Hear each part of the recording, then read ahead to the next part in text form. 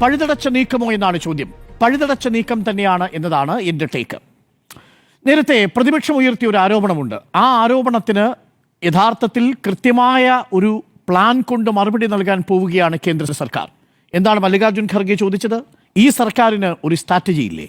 എന്തുകൊണ്ടാണ് ഇത്ര വൈകുന്നത് ഒരു തിരിച്ചടി കൊടുക്കാൻ? ഈ ചോദ്യത്തിനുള്ള മറുപടി വരും ദിവസങ്ങളിൽ ഉണ്ടാവും. ഞാൻ പറയാം, നമ്മളെ ആകെ ഞെട്ടിച്ച ഉറിയിലെ വലിയ ഇന്ത്യൻ ആംഡ് ഫോഴ്സസിൻ്റെ ക്യാമ്പിന് നേരെയുണ്ടായ ആക്രമണം, അതിനെ തുടർന്ന് ഇന്ത്യ തിരിച്ചടിച്ചത് 10 ദിവസങ്ങൾക്ക് ശേഷമാണ്. ഉറിയിലെ അറ്റാക്ക് ഉണ്ടാവുന്നത് നമ്മൾ ഒട്ടും പ്രതീക്ഷിക്കാതെയുള്ളൊരു അറ്റാക്ക്. ആ അറ്റാക്കിനെ തുടർന്ന് 2016 സെപ്റ്റംബർ 18 നമുക്കവിടെ നിരവധി സൈനികരുടെ ജീവൻ നഷ്ടപ്പെടുന്നു. ആരും പ്രതീക്ഷിച്ചില്ല. 10 ദിവസത്തിനുള്ളിൽ സെപ്റ്റംബർ 29 പാകിസ്ഥാൻ്റെ അതിർത്തി കടന്ന് പാകിസ്ഥാൻ്റെ തീവ്രവാദ ക്യാമ്പുകൾ അടിച്ചു തകർത്താണ് ഇന്ത്യ തിരിച്ചു പോരുന്നത്. ആദ്യമൊന്നും പാകിസ്ഥാൻ അംഗീകരിച്ചില്ല. പക്ഷെ പിന്നീട് പാകിസ്ഥാൻ അംഗീകരിച്ചു, ഞങ്ങളുടെ ചില സൈനികർക്ക് ജീവൻ നഷ്ടപ്പെട്ടു. 12 മുതൽ 70 വരെ സൈനികർക്ക് ജീവൻ നഷ്ടപ്പെട്ടു എന്നാണ് അന്തർദേശീയ മാധ്യമങ്ങൾ വന്ന് റിപ്പോർട്ട് ചെയ്തത്. വ്യത്യസ്ത കണക്കുകളായിരുന്നു. പക്ഷേ അന്ന് നമ്മൾ 10 ദിവസം കൊണ്ടാണ് തിരിച്ചു മറുപടി നൽകിയത്. അതായിരുന്നു 2016. 2019 പുൽവാമയിൽ 41 പേരുടെ ജീവൻ നഷ്ടപ്പെട്ട അറ്റാക്ക്.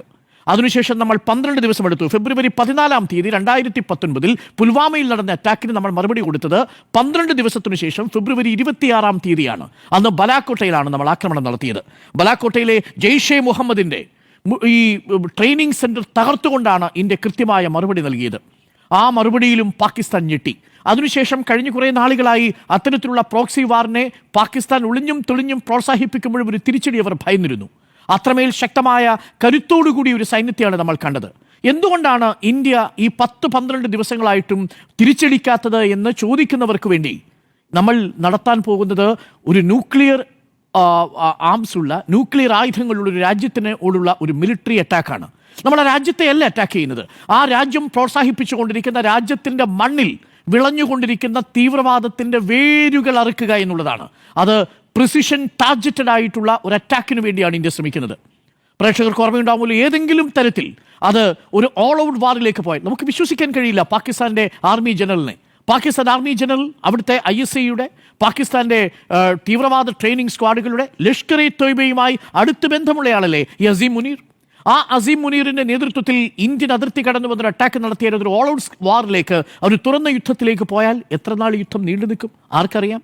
നിലവിലുള്ള കണക്കുകൾ പ്രകാരം ഞാൻ പറയാം, ലോകത്തെ ഞെട്ടിച്ച എല്ലാ യുദ്ധങ്ങളും വളരെ പെട്ടെന്ന് അവസാനിപ്പിക്കാമെന്ന് കരുതിയല്ലേ അമേരിക്ക 1955 ഒരു യുദ്ധം തുടങ്ങിയത് വിയറ്റ്നാമിനെതിരെ. ഒരാഴ്ച കൊണ്ട് അടിച്ചിട്ട് വരാം എന്നായിരുന്നു കരുതിയത്. പക്ഷേ വിയറ്റ്നാമിലെ ആ യുദ്ധം എത്ര കാലം നീണ്ടു നിന്നു? 19 വർഷം നീണ്ടു നിന്നു വിയറ്റ്നാമിൽ. ഒടുവിൽ വിയറ്റ്നാമിനെ തകർക്കാൻ കഴിഞ്ഞോ? കഴിഞ്ഞില്ല. പകരം അമേരിക്കയ്ക്ക് അതിന് വലിയ വില നൽകേണ്ടി വന്നു. നമ്മളിപ്പോഴും കാണുന്നില്ലേ റഷ്യ ഉക്രൈൻ യുദ്ധം 3 വർഷമായി. ആ 2023 തുടങ്ങിയതാണ്. 2 വർഷം കഴിഞ്ഞ് 6-7 മാസങ്ങളാവാൻ പോകുന്നു. ഇസ്രായേൽ പലസ്തീൻ 1 വർഷം കഴിഞ്ഞ് 3-4 മാസമാകാൻ പോകുന്നു. നോക്കൂ, തുടർച്ചയായി ഇത്തരം ആക്രമണങ്ങൾ നടത്തുന്നതിന് മുൻപ് നമ്മൾ പൂർണ്ണമായി ഹോംവർക്ക് ചെയ്യുക, അതിൻ്റെ വ്യാപ്തി എത്രത്തോളം ഉണ്ടെന്ന് മനസ്സിലാക്കുക. നമ്മൾ നടത്താൻ പോകുന്നത് ഒരു സൈനിക നീക്കമാണെങ്കിൽ ആ സൈനിക നീക്കം കരുതലോടുകൂടിയുള്ളതാകണം എന്നുള്ളതാണ് ഇന്ത്യൻ മിലിറ്ററിയുടെ മൂവ്മെൻറ്റിൻ്റെ ഏറ്റവും പ്രധാനപ്പെട്ട കാര്യം. ഇന്ത്യൻ മിലിറ്ററി, ഇന്ത്യൻ സേന ഇന്ത്യയുടെ ഭാഗത്തു നിന്നുണ്ടാകുന്ന ഓപ്പറേഷൻ ചൈനയുടേത് ഒഴിച്ചു നിർത്തിയാൽ അന്ന് വളരെ പരിമിതമായ സാഹചര്യങ്ങളിലാണ് നമ്മൾ യുദ്ധം ചെയ്യാൻ പോകുന്നത്. ബാക്കി ഒരു മിലിറ്ററി ആക്ഷനിലും ഇന്ത്യ പരാജയപ്പെടാത്തതിന് കാരണം ഈ പ്ലാനിംഗ് ആണ്. ശക്തമായ പ്ലാനിങ്ങോട് കൂടിയാണ് ഇന്ത്യ പോകുന്നത്. ഇന്ത്യയുടെ ആർമിക്ക് ഒരു ഡിഫൻസ് പോളിസി ഉണ്ട്. എന്താണ് ഡിഫൻസ് പോളിസി? നമ്മൾ ചൈനയ്ക്കെതിരെ സ്വീകരിക്കുന്ന പോളിസി ആയിരിക്കില്ല പാകിസ്ഥാനെതിരെ. ചൈനയ്ക്കെതിരെ നമ്മൾ സ്വീകരിക്കുന്നത് എന്താ? നമ്മളെതിരെ പറയുന്നത് ഡിസ്വേസീവ് റീസ്ട്രെയിൻസ് എന്നാണ് പറയുക, അല്ലെങ്കിൽ ഡിസ്വേസീവ് ആയിട്ടുള്ള ഒരു പ്രിവെൻറ്റീവ് ആയിട്ടുള്ള സ്ട്രാറ്റജിയാണ് നമ്മൾ എടുക്കുക. ആ സമയത്ത് നമ്മൾ അറ്റാക്ക് ചെയ്യാൻ പോകുന്നത് എങ്ങനെയാണ്? നമ്മൾ പ്രതിരോധത്തിന് വേണ്ടിയിട്ടുള്ള, അവരെ നിരുത്സാഹപ്പെടുത്തുന്നതിന് വേണ്ടിയുള്ള ആർമി ഡിപ്ലോയ്മെൻ്റ് ആയിരിക്കും. പക്ഷേ പാകിസ്ഥാൻ്റെ കാര്യത്തിൽ വരുമ്പോഴോ ഒഫൻസീവ് ആയിരിക്കും. നമ്മൾ ആക്രമണോത്സുകമായിട്ടായിരിക്കും പോവുക, പക്ഷേ വ്യക്തമായ പ്ലാനോട് കൂടിയായിരിക്കും പോവുക. ഇവിടെ എന്താണ് പ്ലാൻ? ഇവിടെ ഇക്കഴിഞ്ഞ ദിവസങ്ങളിൽ 10 ദിവസങ്ങൾ കൊണ്ട് ഇന്ത്യ എന്തൊക്കെ ചെയ്തു? എങ്ങനെയാണ് അന്തർദേശീയ മാധ്യമങ്ങളുടെ തലക്കെട്ടായി മാറിയത്? ഇന്ത്യ ആദ്യം എടുത്ത ഇനിഷ്യേറ്റീവ് എന്താ?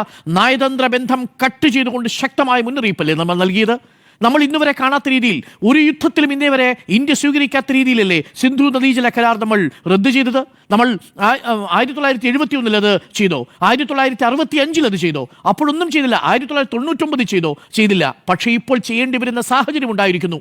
അങ്ങനെ വെള്ളവും രക്തവും ഒരുമിച്ചൊഴുകില്ലെന്ന് പറഞ്ഞ പ്രധാനമന്ത്രി സിന്ധു നദീജല കരാർ റദ്ദാക്കി എന്നുള്ളതാണ് ഏറ്റവും പ്രധാനപ്പെട്ട ടേണിംഗ് പോയിന്റ്. അതുകൊണ്ടു പാകിസ്ഥാന്റെ ഡിഫൻസ് മിനിസ്റ്റർ എന്താ പറഞ്ഞത്, പാകിസ്ഥാന്റെ റെയിൽവേ മിനിസ്റ്റർ എന്താ പറഞ്ഞത്, ബിലാവൽ ഭൂട്ടോ എന്താണ് പറഞ്ഞത്, വെള്ളം തന്നില്ലെങ്കിൽ ഞങ്ങൾ ചോരപ്പുഴ ഒഴുക്കുമെന്ന് പറഞ്ഞു, ഞങ്ങൾ ഇന്ത്യയുടെ ഡാമുകൾ നിർമ്മിക്കാൻ പോകുന്ന ഡാമുകൾ ആക്രമിക്കുമെന്ന് പറഞ്ഞു, റഷ്യയിലെ അംബാസിഡർ പറഞ്ഞു ന്യൂക്ലിയർ ആയുധങ്ങൾ വേണ്ടി വന്നാൽ ഉപയോഗിക്കുമെന്ന് പറഞ്ഞു. പ്രകോപിപ്പിച്ചതെന്താ? ഒറ്റ കാര്യമാണ്, ഈ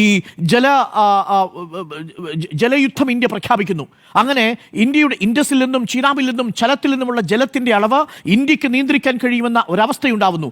ഇൻഡസ് വാട്ടർ റിവർ ട്രീറ്റ് റദ്ദ് ചെയ്യുന്നു. സുപ്രധാനമായ നീക്കമായിരുന്നില്ലേ ഇത്? മിലിറ്ററി ഇതര നീക്കമായിരുന്നില്ലേ? അതിനെ തുടർന്ന് ചൈന പരിഭ്രാന്തിയിലാകുന്നില്ലേ? പഞ്ചാബിലെയും സിന്ധിലെയും കർഷകർ 24% പഞ്ചാബിലെ പോപ്പുലേഷൻ ആശ്രയിച്ചു നിൽക്കുന്നത് ചൈനയുടെ GDP-യിൽ 30% കോൺട്രിബ്യൂട്ട് ചെയ്യുന്ന പഞ്ചാബ് സിന്ധ്യ മേഖലകൾ പൂർണ്ണമായും ഒറ്റപ്പെട്ടു പോകുന്ന അവസ്ഥയുണ്ടാവില്ലേ? ആ പഞ്ചാബിലെയും സിന്ധിലെയും കർഷകർ പഞ്ചാബിലെ സർക്കാരിനെതിരെ രംഗത്തിറങ്ങിയാൽ ഈ നിലവിൽ തന്നെ ദുർബലമായിരിക്കുന്ന പാകിസ്ഥാനിലെ സർക്കാരിനെ എങ്ങനെ പിടിച്ചു നിൽക്കാൻ കഴിയും? പ്രധാനപ്പെട്ട ചോദ്യമാണ്.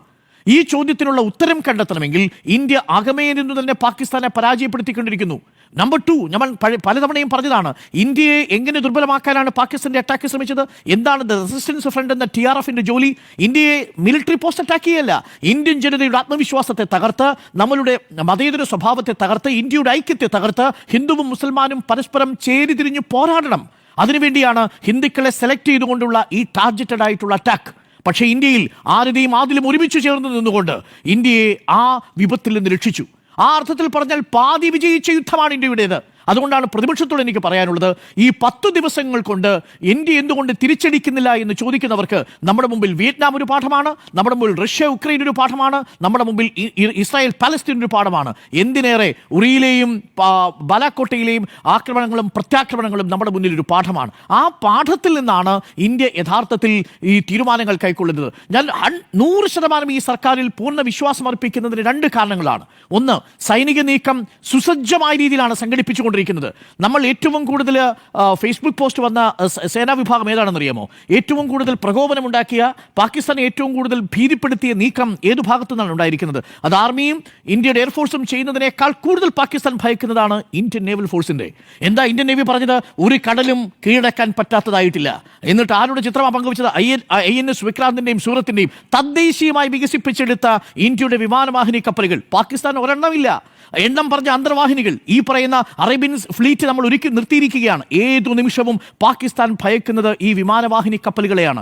INS വിക്രാന്തിൽ നിന്ന് പുറപ്പെടുന്ന വിമാനങ്ങളെയാണ് ഭയപ്പെടുന്നത് പാകിസ്ഥാൻ. കാരണം പാകിസ്ഥാന്റെ മുൻപിൽ പാക് ഒക്കുപൈഡ് കാശ്മീർ പിടിക്കുമോ, അതോ ഇപ്പോൾ തന്നെ വിട്ടുനിൽക്കുന്ന ബലൂചിസ്ഥാൻ പിടിക്കുമോ? പാകിസ്ഥാനെ സംബന്ധിച്ച് മിലിറ്ററിക്ക് ആകെ കൺഫ്യൂസ്ഡ് ആയ സ്റ്റേറ്റ് ആണ്. ഇനി ഞാൻ ഒരു കാര്യം കൂടി പറയാം. ഇന്ത്യയുടെ കണക്കുകൂട്ടൽ മറ്റൊരു കാര്യത്തിലാണ്. ഇന്നിപ്പോൾ റഷ്യയുടെ കയ്യിൽ നിന്ന് ഇന്ത്യ ഏറ്റവും പുതിയ ഷോർട്ട് റേഞ്ച് മിസൈലുകൾ വാങ്ങിയിട്ടുണ്ട്. എന്താണ് ഇഗ്ലായിസ് മിസൈലിന്റെ പ്രത്യേകത? ഇഗ്ലായിസ് മിസൈലിന്റെ പ്രത്യേകത വലിയ ദൂരെ നിന്ന് വരുന്ന വലിയ മിസൈലുകളെ തകർക്കുകയല്ല.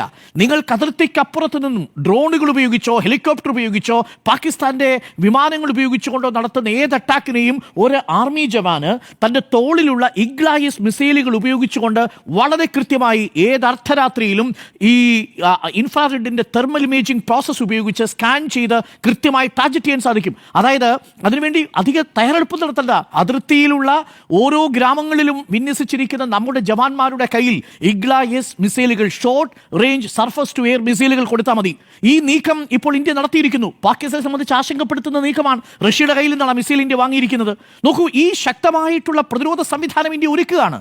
മറുഭാഗത്തിന്റെ വീണ്ടും ഇന്ന് ചിനാബ് നദിയിലെ ഡാമിൽ നിന്ന് വെള്ളം കുറച്ചുകൊണ്ടുള്ള മറ്റൊരു നീക്കം നടത്തുന്നു. ചിനാബ് ഡാമിൽ നിന്നുള്ള വെള്ളം കുറച്ചാൽ ആർക്കാ പ്രശ്നം? പഞ്ചാബ് പ്രവിശ്യക്കാണ് പ്രശ്നം. പഞ്ചാബ് പ്രവിശ്യയിലെ കർഷകർക്ക് പ്രശ്നം വന്നാൽ മറ്റാർക്കാ പ്രശ്നം? അത് സിന്ധിലേക്ക് കൂടി വ്യാപിക്കും. പഞ്ചാബിലെ കർഷകരുടെ പ്രശ്നം പഞ്ചാബിലെ ആഭ്യന്തര വിഷയമായി മാറും. ആഭ്യന്തര വിഷയമായി മാറിയാൽ പാകിസ്ഥാൻ എന്താണോ ഇന്ത്യയെ ഉദ്ദേശിച്ചത്, ഒരു നേഷൻ അറ്റ് എ വാർ, ഒരു nation with a war in it self, ആ രാജ്യത്തിനകത്ത് തന്നെ ആഭ്യന്തര യുദ്ധം നേരിടുന്ന ഒരു രാജ്യമായി പാകിസ്ഥാൻ മാറുന്നു എന്നുള്ളതാണ്. ആ നീക്കത്തിന് വേണ്ടിയാണ് ഇന്ത്യ കാത്തിരിക്കുന്നത്. അതുകൊണ്ട് ഒരു ഭാഗത്ത് സൈനിക നീക്കം വളരെ ശക്തമാക്കുന്നു, ബങ്കറുകൾ ഒഴിപ്പിക്കുന്നു, വളരെ കൃത്യമായി അതിർത്തിയിൽ നിന്നും ജനങ്ങളെ പൂർണ്ണമായിട്ടും സുരക്ഷാ സംവിധാനങ്ങളെ കുറിച്ച് അവർക്ക് കൃത്യമായ ധാരണ കൊടുക്കുന്നു. മറിച്ച് അപ്പുറത്ത് നേരത്തെ സൂചിപ്പിച്ചതുപോലെ ഹഫീസ് സയ്യിദിനെ മാത്രമല്ല, സെയ്ഫുള്ള ഖസൂരി ഇന്ത്യ ലക്ഷ്യമിടുന്ന ഏറ്റവും പ്രധാനപ്പെട്ട ഭീകരനാണ്. ഈ ഹഫീസ് സയ്യിദിനെ അത്ര പെട്ടെന്ന് പിടികൊടുക്കാൻ കഴിയില്ല. കാര്യം ഹഫീസ് സയ്യിദ് 33 വർഷം പാകിസ്ഥാന്റെ ജയിലിലാണ് എന്ന് പറഞ്ഞു പാകിസ്ഥാൻ എല്ലാവിധ പ്രൊട്ടക്ഷനും കൊടുത്ത് ഒരു വലിയ കോട്ടയ്ക്കുള്ളിൽ ഈ പറഞ്ഞതുപോലെ ജനനിബിഡമായ ഒരു നഗര ചത്തുരത്തിനുള്ളിൽ പാർപ്പിച്ചിരിക്കുകയാണ്. അബോട്ടാബാദിലെ പോലെ അത്ര ഈസിയായ ഒരു ഓപ്പറേഷൻ ആയിരിക്കില്ല. പക്ഷേ സെയ്ഫുള്ള ഖസൂരി, അതേപോലെ ഹാഷിം മൂസ, ഇവരെയൊക്കെ പിടിക്കുക എന്ന് പറയുന്നത് ഒരു വളരെ പ്രധാനപ്പെട്ട ടാർഗറ്റഡ് ആയിട്ടുള്ള സ്പെഷ്യലിസ്റ്റ് ആയിട്ടുള്ള ഒരു മിലിറ്ററി ഓപ്പറേഷന്റെ ഭാഗമായിട്ട് മാത്രമേ സാധിക്കുകയുള്ളൂ. അതിനുള്ള സമയം മാത്രമാണ് ഈ എടുക്കുന്നത്. അതിന് നമ്മൾ ഇത്ര പെട്ടെന്ന് തിരിച്ചടിക്കണം, 2 ദിവസത്തിനുള്ളിൽ തിരിച്ചടിക്കണം എന്ന് പറയുന്നത് ഒട്ടും ഒരു സൈനിക നീക്കത്തെ സംബന്ധിച്ചുള്ള കാര്യമായ ധാരണയില്ലായ്മയിൽ നിന്നുണ്ടാവുന്നതാണ് എന്നാണ് എൻ്റെ പക്ഷം. അതുകൊണ്ട് ഈ നീക്കം എന്ന് പറയുന്നത് ഞാൻ മനസ്സിലാക്കുന്നത് 2 ലക്ഷ്യങ്ങൾ ഉണ്ടാവാം.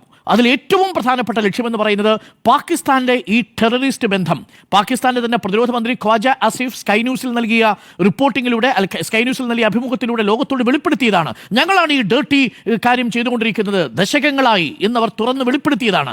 അതിന് കൈയോടെ കൃത്യമായ തെളിവ് സഹിതം കൊടുക്കുക എന്നുള്ളതാണ്. അതിന് ലഷ്കർ ഇ ത്വയ്ബയുടെ കേന്ദ്രങ്ങൾ ആക്രമിക്കണം, അതിന് റെസിസ്റ്റൻസ് ഫ്രണ്ടിന്റെ പാക് ഒക്കുപൈഡ് കാശ്മീരിലെ ട്രെയിനിങ് സെന്ററുകൾ ആക്രമിക്കണം. അതിനുവേണ്ടിയുള്ള ഓട്ടത്തിലാണ്. അതുകൊണ്ട് പാകിസ്ഥാൻ ഇപ്പോൾ എന്താ ചെയ്യുന്നത്? തുർക്കിയിൽ നിന്ന് ആയുധങ്ങൾ മാത്രമല്ല വാങ്ങുന്നത്, ഫുഡ് പാക്കറ്റുകളും വാങ്ങി അവിടുത്തെ ജനങ്ങൾക്ക് കൊടുക്കുകയാണ്. നിങ്ങൾക്ക് ഏത് നിമിഷം വേണമെങ്കിലും ഒരു അറ്റാക്ക് ഇന്ത്യയുടെ ഭാഗത്തുനിന്നുണ്ടാവാം. പക്ഷേ ഇന്ത്യ ഒരു ഓൾ ഔട്ട് വാറിനൊന്നും പോകുന്നില്ല. ഇന്ത്യ വളരെ കൃത്യമായ കണക്കുകൂട്ടിയുള്ള തിരിച്ചടിയായിരിക്കും കൊടുക്കുക. അത് പാകിസ്ഥാന്റെ മർമ്മത്തായിരിക്കും കൊടുക്കുക. ഇന്ത്യക്ക് ഒറ്റ കാര്യമേ വേണ്ടുള്ളൂ, പാകിസ്ഥാൻ നശിച്ചു കാണണമെന്ന് ആഗ്രഹിക്കുന്ന രാജ്യമേ അല്ല ഇന്ത്യ. കാരണം പാകിസ്ഥാൻ നശിച്ചാൽ, പാകിസ്ഥാനിൽ സിവിൽ അഡ്മിനിസ്ട്രേഷൻ ഇല്ലെങ്കിൽ, പാകിസ്ഥാന്റെ ആർമിയും പാകിസ്ഥാന്റെ റിലീജിയസ് ഫണ്ടമെന്റലിസ്റ്റുകളും ജിഹാദികളും പാകിസ്ഥാനെ ഇന്ത്യക്കെതിരെയുള്ള എന്നേക്കുമായുള്ള തലവേദനയായിട്ട് മാറും. അതുകൊണ്ട് തന്നെ ഇന്ത്യ എപ്പോഴും വിശ്വസിക്കുന്ന ഒരു കാര്യമുണ്ട്. വാജ്പേയി അല്ലേ പറഞ്ഞത്, നമുക്ക് അയൽക്കാരനെ തിരഞ്ഞെടുക്കാൻ കഴിയില്ല എന്ന് പറയുന്നത്. നിങ്ങൾക്ക് ഒരിക്കലും ഒരു അയൽക്കാരനെ തിരഞ്ഞെടുക്കാൻ കഴിയില്ല, സുഹൃത്തുക്കളെ തിരഞ്ഞെടുക്കാൻ കഴിയും. അയൽക്കാരനായി നിങ്ങൾക്ക് തിരഞ്ഞെടുക്കാൻ കഴിയില്ല. അയൽക്കാരൻ ഒരു ചരിത്ര യാഥാർത്ഥ്യമാണ്.